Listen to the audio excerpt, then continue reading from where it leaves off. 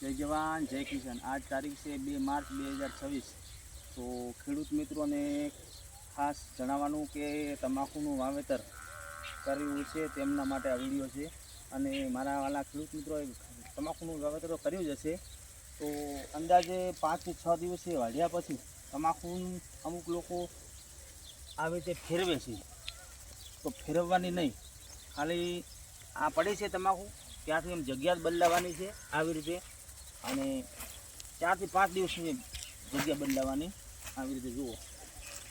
કારણ કે ફેરવો ને તો તમે તમાકુ કલર બગડી જાય, બ્લેક થઈ જાય, અને ફેરવો ને ખાલી જગ્યા બદલાવો ને તો એનો કલર એકદમ ગ્રીન રહે, સારો કલર રહે, તો ભાવ પણ સારા આવે।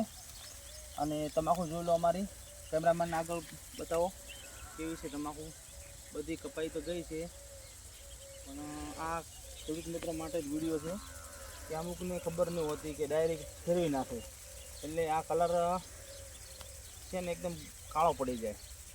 જય જવાન જય કિસાન।